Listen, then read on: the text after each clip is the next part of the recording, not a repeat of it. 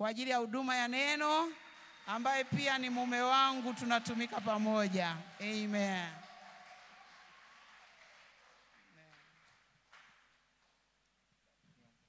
Tuombe. Mungu Baba, tuko mbele zako kwa unyenyekevu mkuu. Tunakupenda sana. Wewe ni Mungu mzuri. Wewe ni baba yetu. Na ninajua umetuandalia chakula mezani pako wakati huu Bwana. Na umekwisha kumtayarisha mtumishi wako, mchungaji wetu, umempa ujumbe kwa ajili yetu. Na tunaomba yale mafuta ya Roho Mtakatifu yahusike kwenye madhabahu yako sasa, wakati neno lako linaponenwa Bwana. Mtumie mtumishi wako. Sema nasi kanisa lako. Tunajiachilia kwako Bwana kusikia, utuponye, utubadilishe kwa neno lako. Tunaomba kwa imani katika jina kuu sana la Yesu Kristo. Amen. Amen. Asante. Asante sana. Bwana asifiwe. Tunaweza kuketi. Mungu awabariki sana.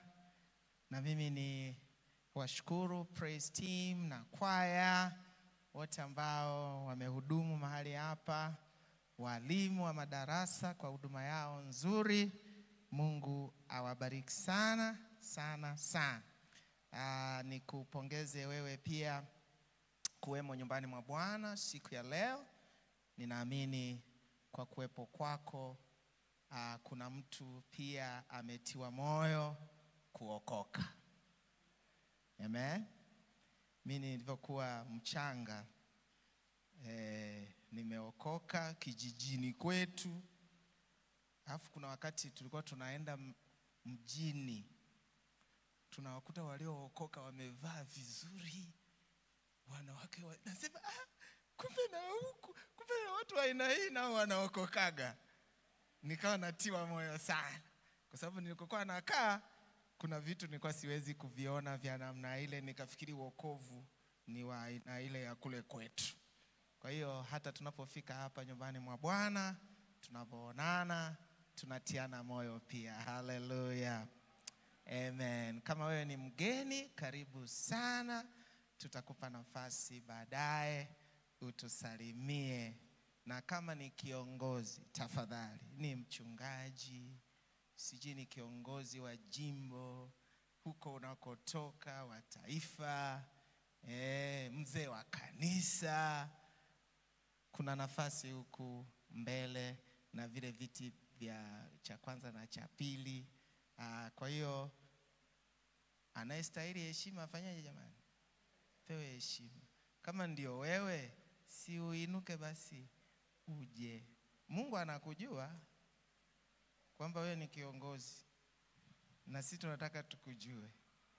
Kwa hiyo kama upo, feel free kuja huku, feel free kukaa vile viti vya mbele pale. Amina. Basi wakati wanatafakari hao viongozi, ningeomba ufungue Biblia yako kwenye kitabu cha Nehemia.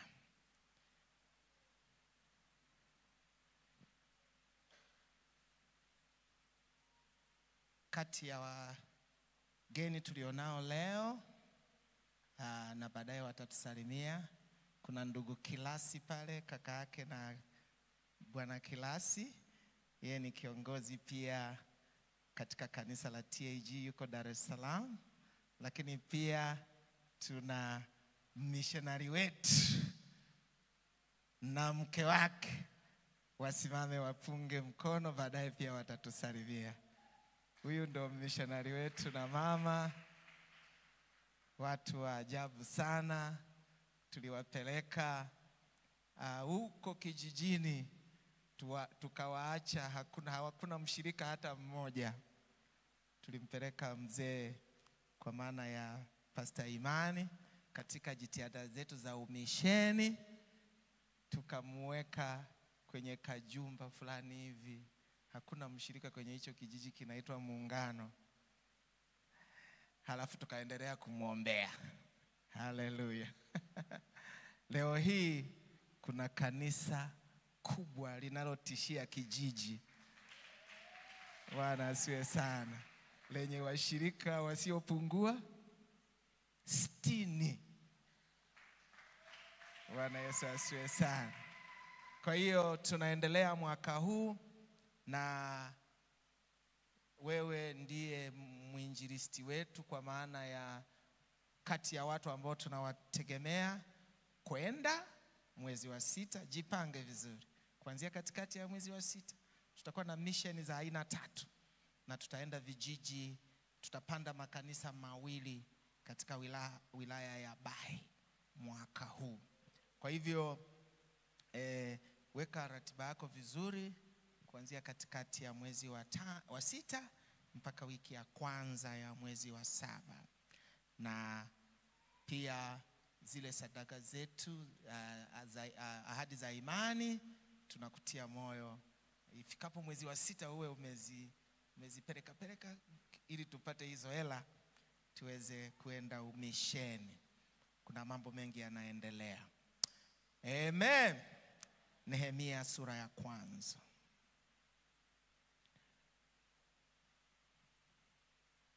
Nehemia sura ya 1.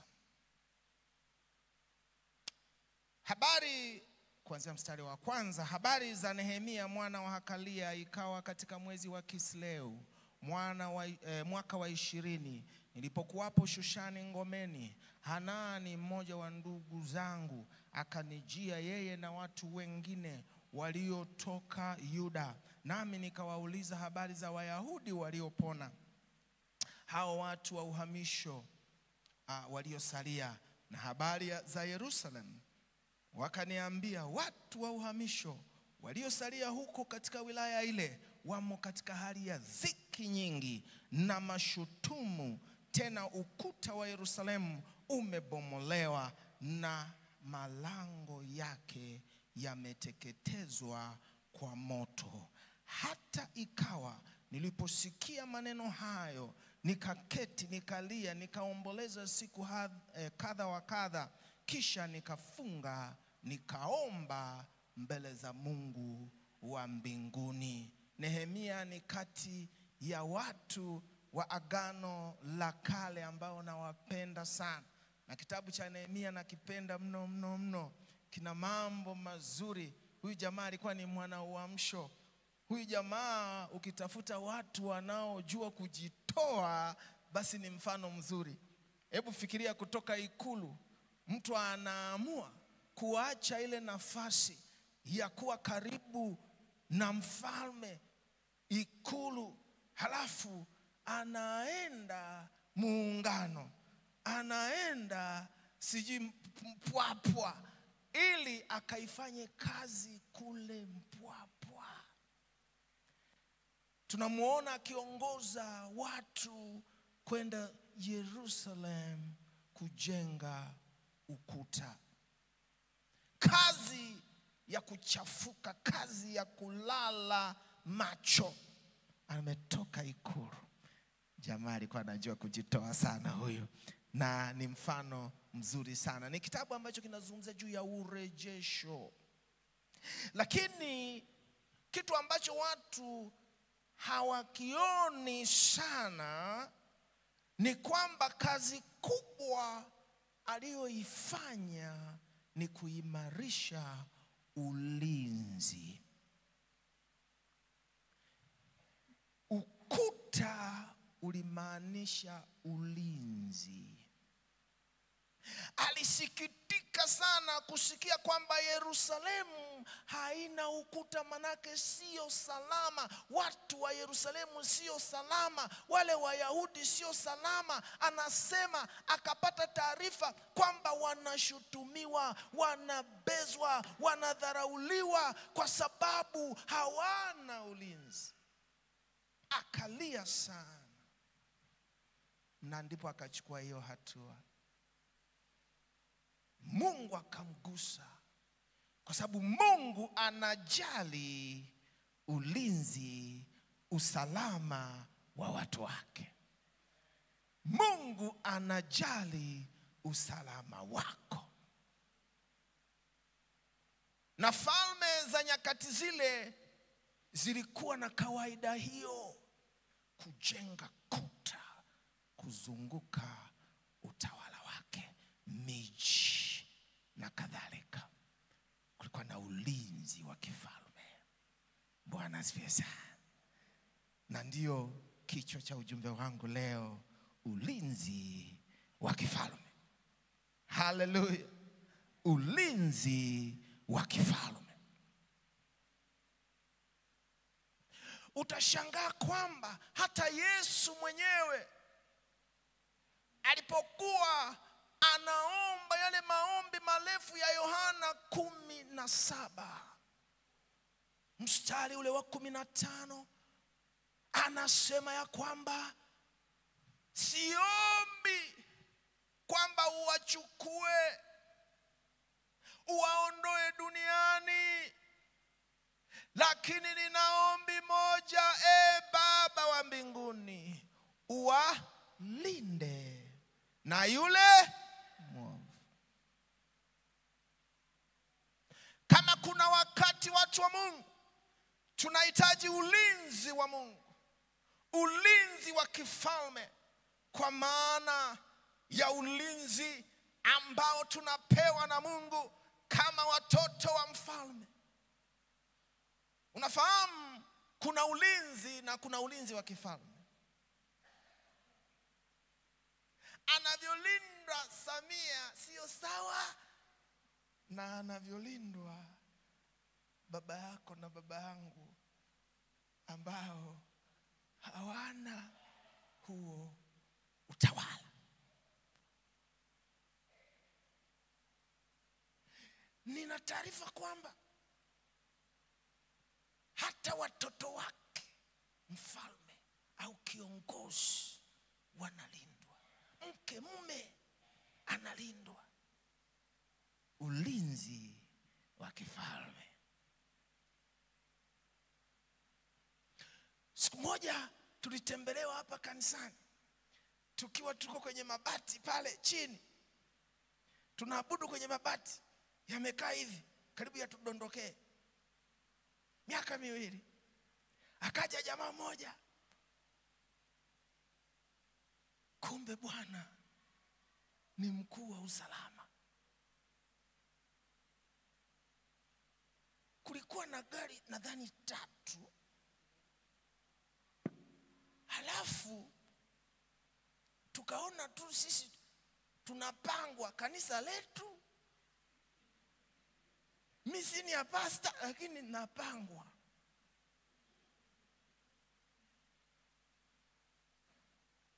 Mamlaka ya kifalme, kwa sababu kanisa iliko chini ya mfalme wa nchi hii, si ndio? Tukapangwa bwana. Alafu yeye ndo akaja akakaa. Alafu kuna huku nyuma, huku hakutakiwa kukaa mtu nyuma yake, tukaambia huku ondoa watu. Halafu nje kuna gari karibu 2 zinaunguruma, hamna kuzimwa. Ibada nzima mafuta jamani. Lakini ni ulinzi wa kifalme, wa kiutawala. Haiwezi kuwa sawa na mtu wa kawaida. Sasa huo jamani ni utawala wa duniani. Je, ufalme wa Mungu ambao sisi ndo watoto wa huyo mfalme wa Mungu, ulinzi wetu ni zaidi ya magari mashangingi kuunguruma masaa 24. Haleluya. Ulinzi wa kifalme. Afu tuna ushuhuda na hilo jamaa likatuuliza. Wakati huo hatujamaliza, tumekaa hatumalizi hili jengo. Halina madirisha, halina floor. Yani lipo hata pa halijapigwa lipu, tupo tu. Nikasema hili jengo kuna shida, linataka simtaka mmalizie hili. Tukaambia ndo hivyo tena. Akasema kwani mnahitaji ngapi? Nikamwita mwenyekiti wa ujenzi, alikuwa Kanali Sanga.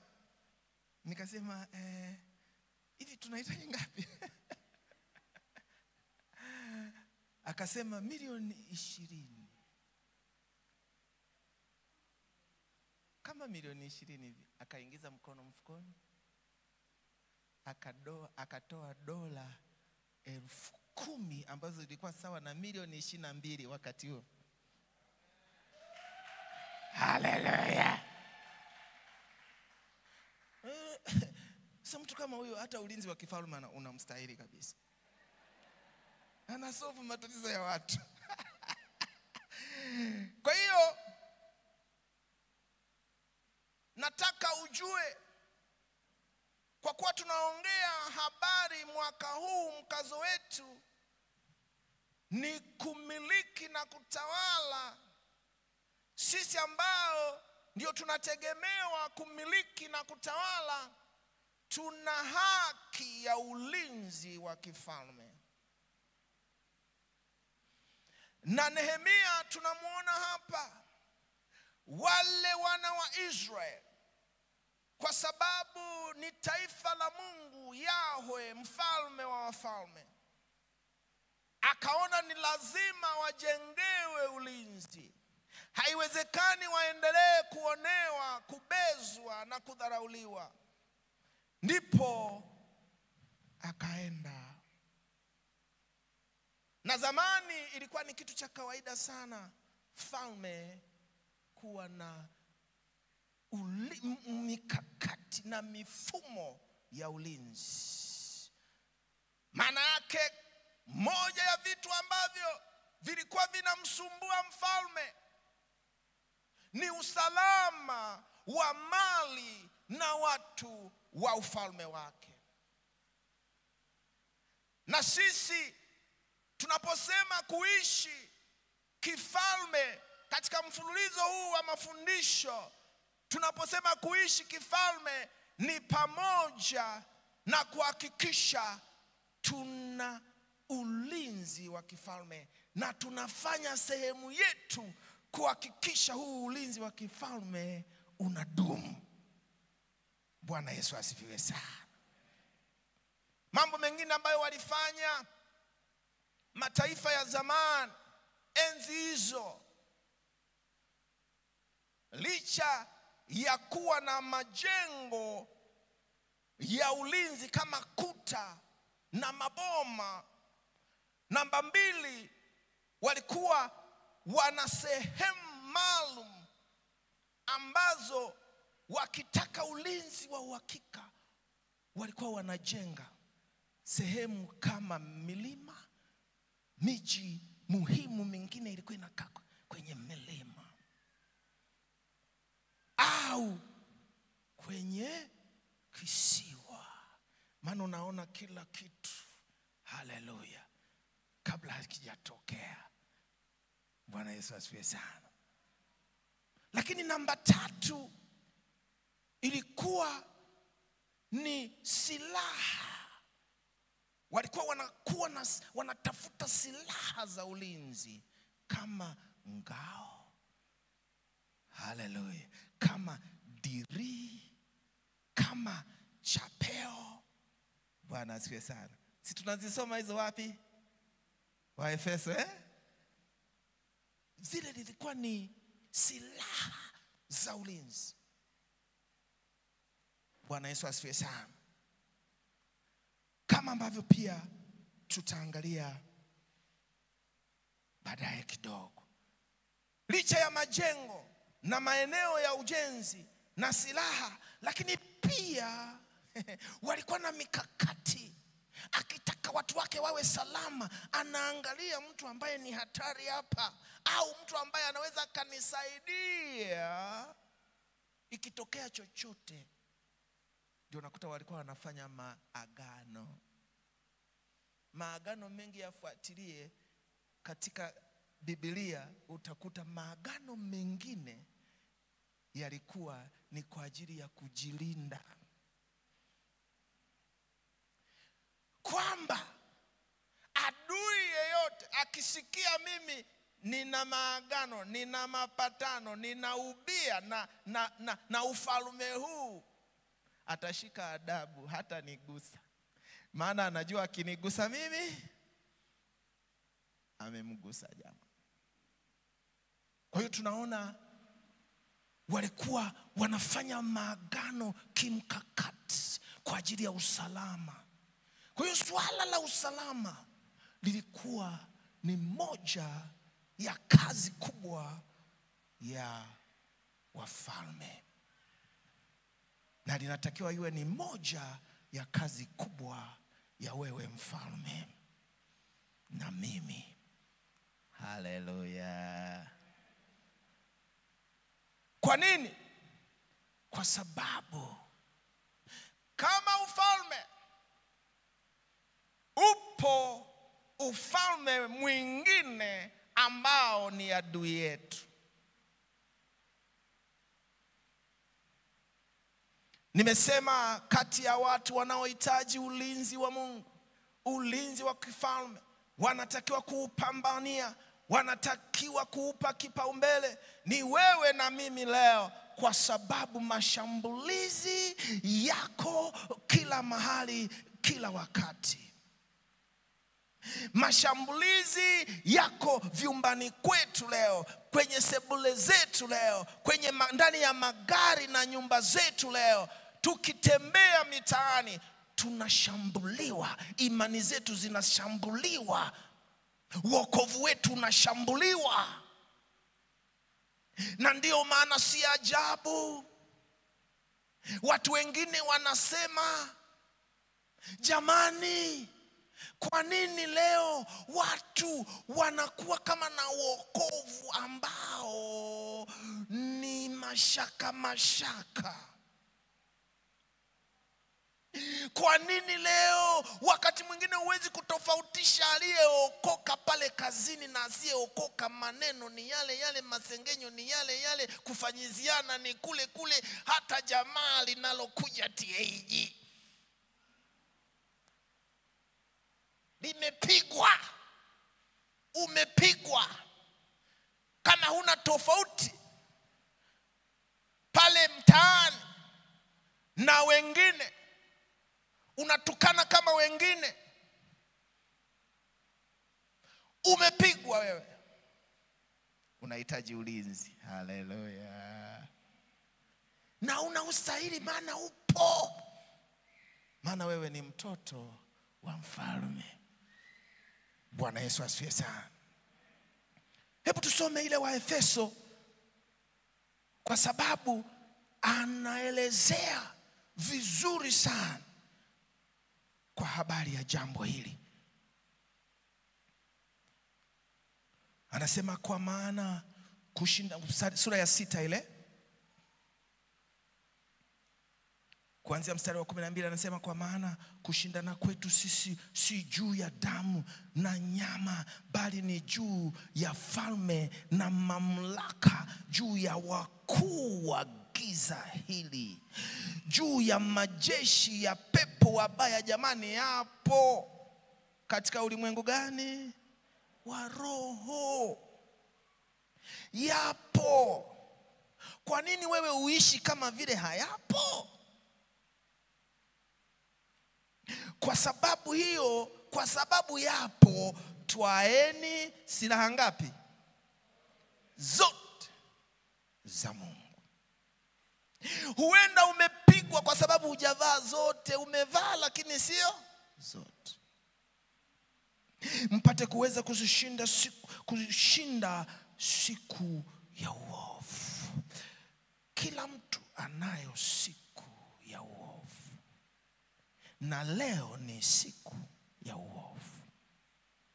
Na mkisha kuyatimiza yote kusimama, basi simameni hali mmejifunga kweli viunoni, na kuvaa dirii ya haki kifuani, na kufungiwa miguu tayari tupatao kwa injili ya amani. Zaidi ya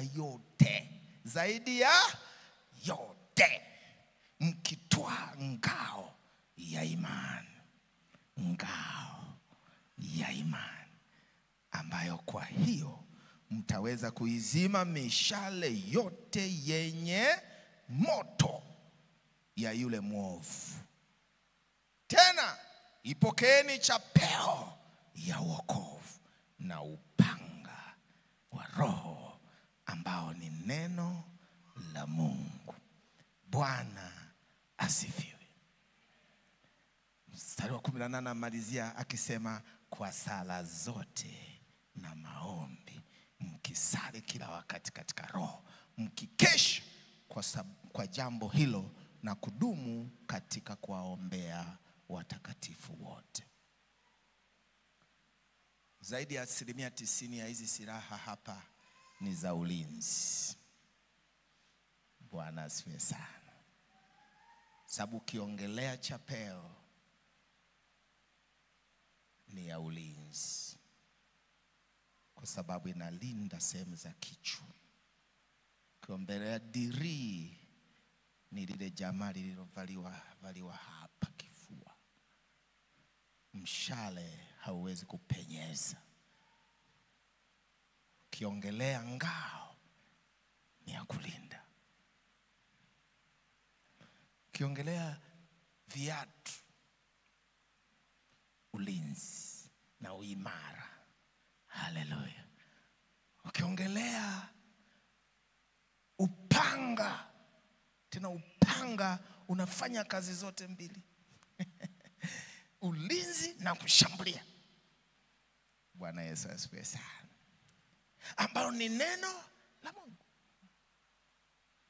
Bwana Yesu asifiwe. Kwa hiyo swala la ulinzi ni swala nyeti. Ndio maana tunamwona Yesu anaomba. Ndio maana tukisoma neno la Mungu tunaambiwa, jamani, kuna jamaa ambaye anazunguka kama simba au ngurumaye, akiwatafuta wewe na mimi atumeze. Yesu anasema, jilindeni na chachu ya Mafarisayo. Wito wa ulinzi, wito wa kujilinda. Tunahitaji kujilinda kwa sababu tuna sehemu katika ulinzi huo. Tuna sehemu katika ulinzi wa familia zetu. Tuna sehemu kwa habari ya ulinzi wa ndoa zetu. Kazi zetu, huduma zetu zinahitaji, afya zetu tunahitaji ulinzi. Watoto wetu wanahitaji ulinzi wa kifalme. Bwana asifiwe sana. Kama umeokoka, hata ndugu zako, watoto wako, mume wako, mke wako asiyeokoka anapata ulinzi kwa sababu wewe ni mtoto wa mfalme. Ukilegea imekula kwao pia, wahurumie basi wao. Haleluya.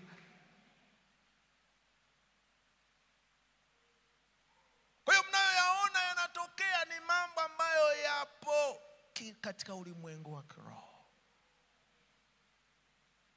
Hata mataifa leo, moja ya kazi kubwa wanayofanya maraisi na wakuu wa nchi ni kukaa chini.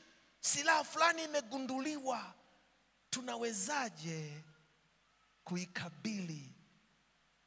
Tunawezaje kujilinda na athari ya hiyo silaha?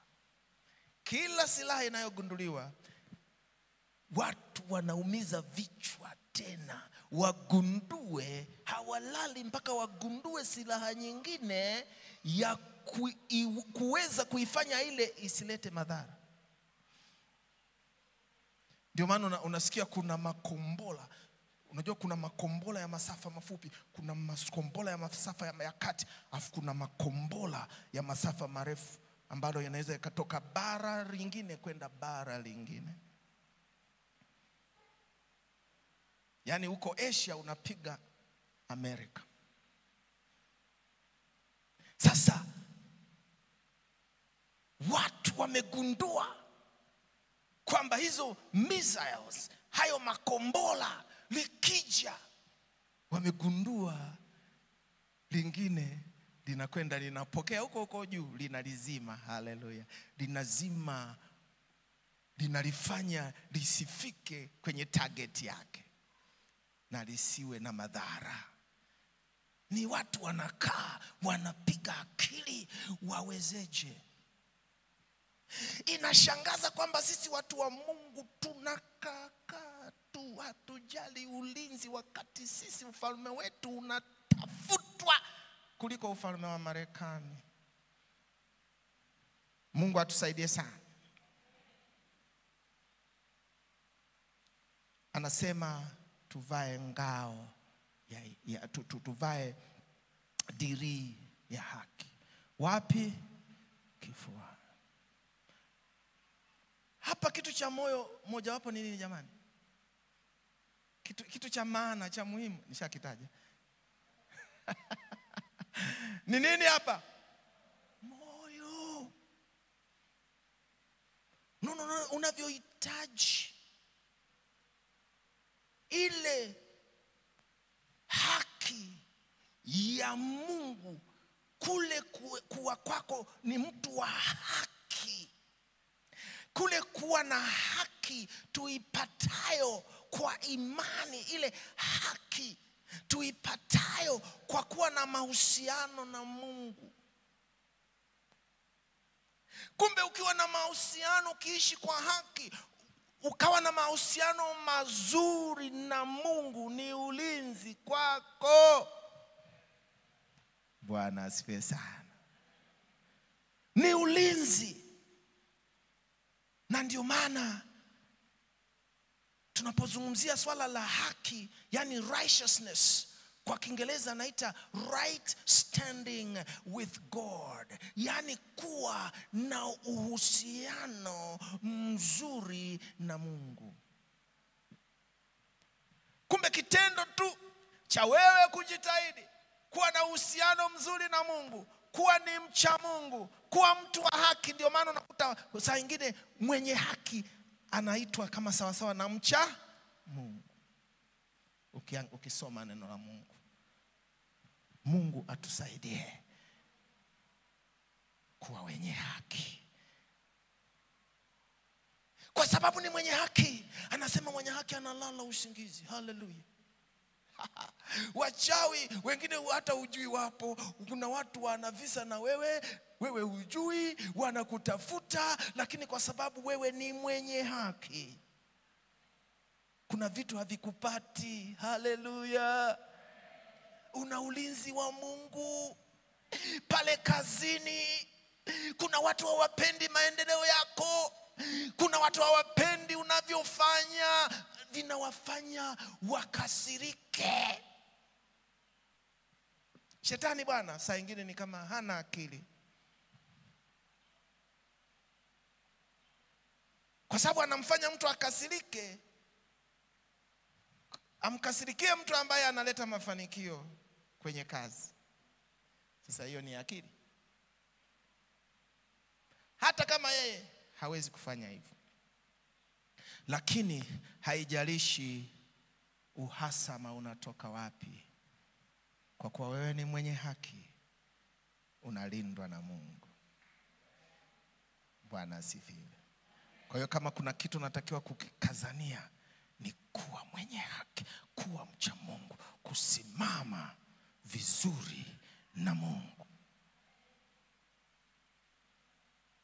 Niliwahi kuambia juu ya jamaa ambaye alikuwa anatusimulia, akasema siku moja wachawi sijui 4 walikuja nyumbani kwake, wakaanza kumwambia, bwana sisi tumekuja kwa sababu tunaona we mwenzetu una nguvu kuliko sisi.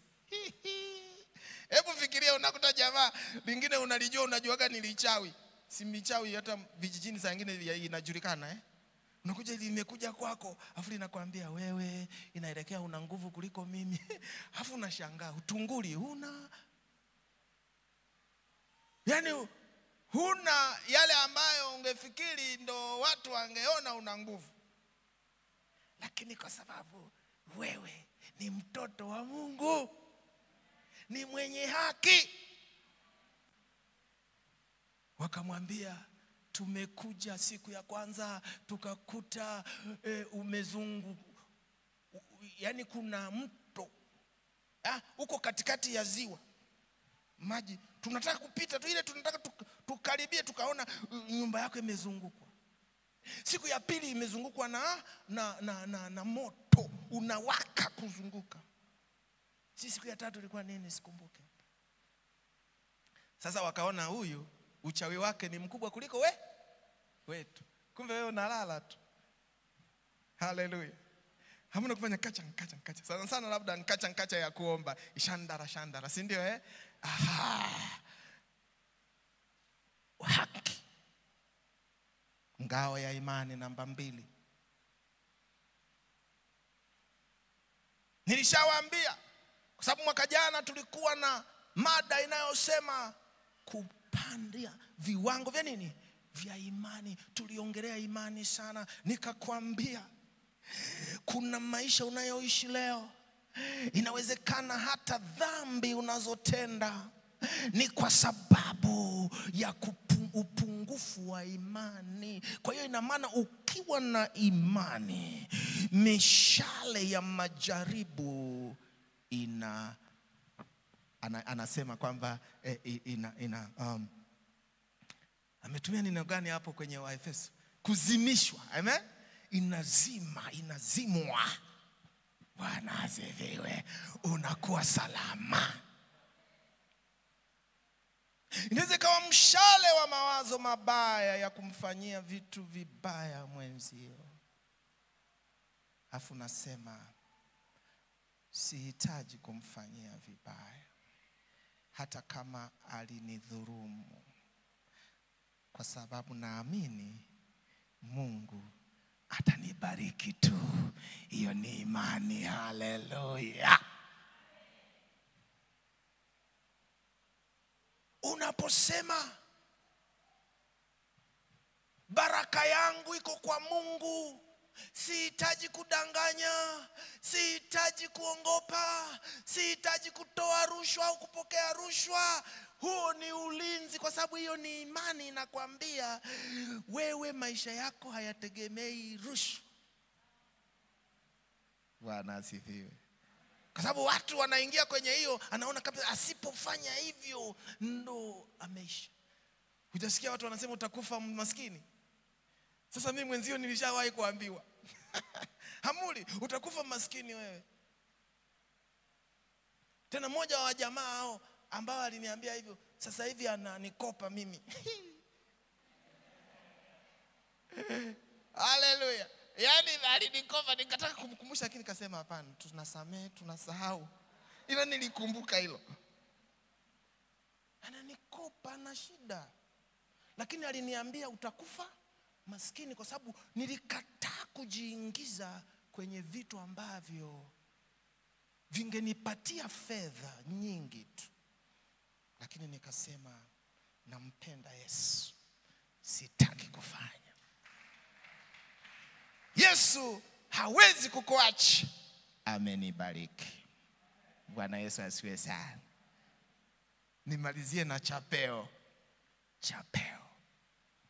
Jamani, kichwa si ndio kila kitu, ubongo unahitaji. Huko ndo kuna ratibiwa mambo mbalimbali. Katika ulimwengu wa roho unahitaji ulinzi ambao ni hiyo chapeo ya nini? Wokovu. Kumbe wokovu, kuokoka ni ulinzi. Bwana asifiwe sana. Mahali pengine kwenye Isaya 60, unaweza kusoma baadaye.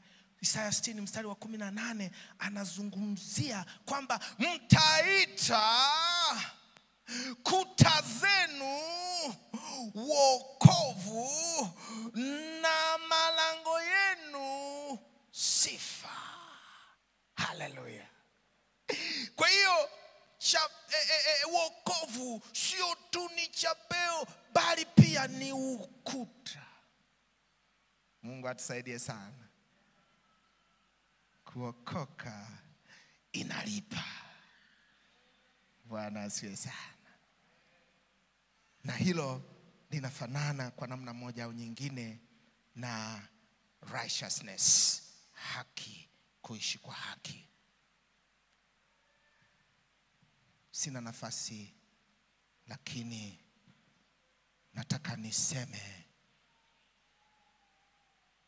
dumisha ulinzi wa kifalme. Maana upo, ila unatakiwa kufanya nafasi yako. Amen. Na kinachofanya hayo yote yaweze kufanya kazi, anazungumzia maombi. Haleluya. Ndio maana Nehemia hakuacha kuomba. Soma kile kitabu. Na waliendelea kuweka ulinzi na kutumia zile silaha. Walishika, walijenga na walijilinda. Usisahau kujilinda, kwa sababu Mungu ameshaweka tayari kwa ajili yako ulinzi wa kifalme. Fanya nafasi yako, uwe mwenye haki. Neno la Mungu, upanga, uwe sehemu ya maisha yako. Bwana Yesu asifiwe sana. Hebu tusimame sasa tuweze kumwomba Mungu. Bwana Yesu asifiwe sana.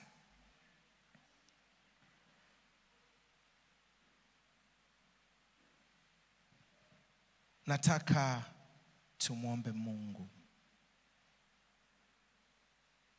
Najisikia tujiombee jambo moja kubwa. Tusijisahau. Mpendwa uliyeokoka, usijisahau. Unawindwa.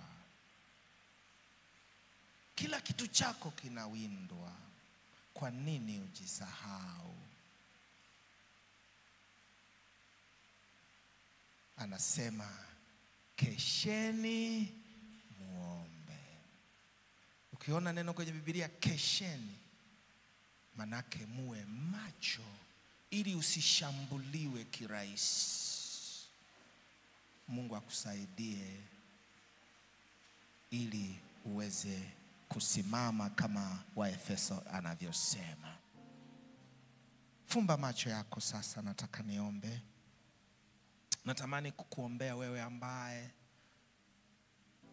ukiangalia maisha yako na mambo yanayoendelea kwenye maisha yako, unaona unahitaji ulinzi wa Mungu. Uwe dhahiri kwako. Unahitaji ulinzi wa Mungu kwa sababu kuna maeneo ambayo unaona kabisa kuna hatari ya kupigwa. Maana lengo la yule adui ni kukuondoa kwa Mungu. Akipiga familia, lengo ni kukuondoa kwa Mungu. Akipiga ndoa, akipiga kazi, afya, lengo lake anakutafuta wewe na uhusiano wako na Mungu. Na akikupiga hapo, anakuwa amefanikiwa. Nataka basi unyoshe mkono wako mmoja juu na mwingine uweke kifuani, ni ukuombe. Jehova Mungu mkuu, asante kwa ajili ya mama huyu na baba huyu ambao wamenyosha mikono yao kwa sababu wanahitaji ulinzi. Wanajiona kutokuwa salama kwenye eneo fulani la maisha yao. Wanaona wanakuhitaji wewe Mungu, jidhihirishe kama mlinzi mkuu. Ulinzi wa kifalme udhihirike Bwana katikati yao. Katika jina la Yesu Kristo ninatangaza kwamba uko salama kuanzia sasa. Katika jina la Yesu, shetani ameshindwa kwa jina la Yesu Kristo. Ndio maana Mungu ametaka usikie ujumbe huu ya kwamba unalindwa kwa ulinzi wa kifalme. Katika jina la Yesu, Ulinzi dhidi ya afya yako, pokea. Ulinzi dhidi ya ndoa yako na familia yako, pokea. Ulinzi juu ya kazi na huduma yako, pokea. Ulinzi juu ya biashara yako, pokea katika jina la Yesu Kristo. Uwe mzima, usimame katika Mungu na uishi maisha ya ushindi kwa utukufu wa jina lake Bwana. Amen. Pigie Bwana makofi. Hallelujah. Karibu mzee wa kanisa.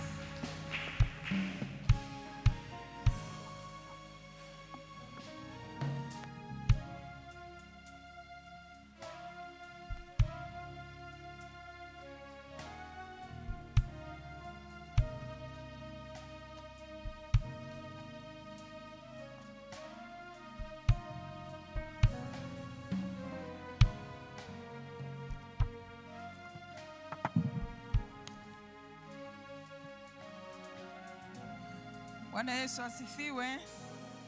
Amina. Tunamshukuru Mungu sana kwa ajili ya ujumbe ambao tumeupokea asubuhi ya leo.